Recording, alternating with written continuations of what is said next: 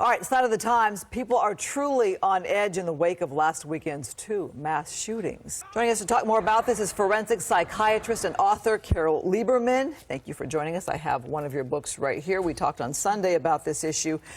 Yeah, very real fear for many of us.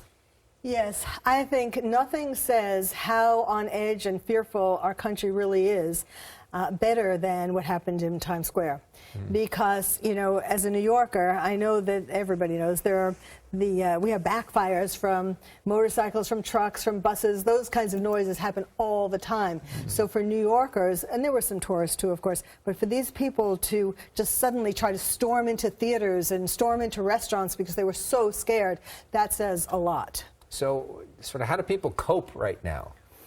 Well, you know, first of all, the best thing to do is to acknowledge that you do have, on some level, some of these fears. You know, a lot of people try to act like, have bravado and act like, you know, it doesn't matter to me, you know.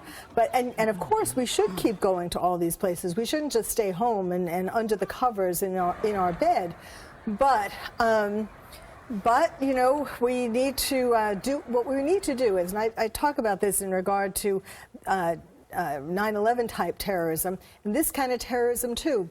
What we need to do is make ourselves more resilient. We need to pretend that tell ourselves that we are preparing for a marathon. The marathon is living in our crazy world for the rest of our lives. And so, I mean, hopefully something can happen that we can damper it a little bit, but we need to make ourselves physically healthier. We need to make ourselves psychologically healthier.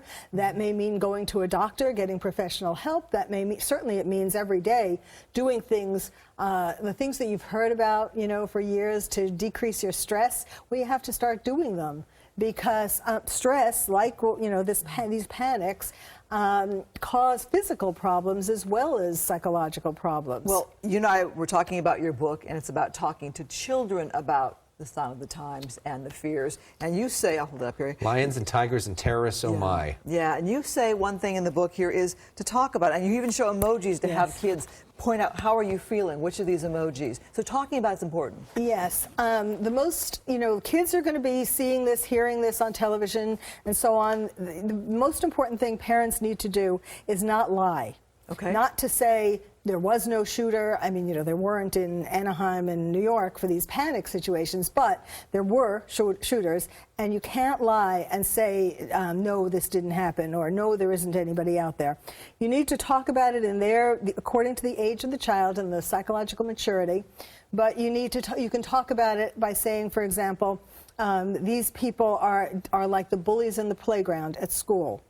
And they're having temper tantrums when they take their guns and they shoot people. You know, it's like them having a temper tantrum, but it can hurt people.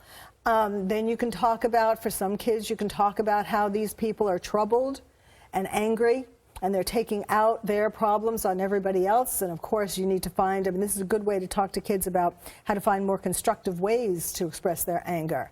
So you can't lie because kids know about it, and then they feel more scared. Because if they know they can't trust their parent to tell them the truth, then they're really scared. Yeah, important lesson about trust that can probably apply to so many different situations as well. Yes. Dr. Carole Lieberman, thank you so much. Thank you for the work that you do, and important to have this conversation Thanks for today. always coming in, too. We appreciate the insight. Thank you.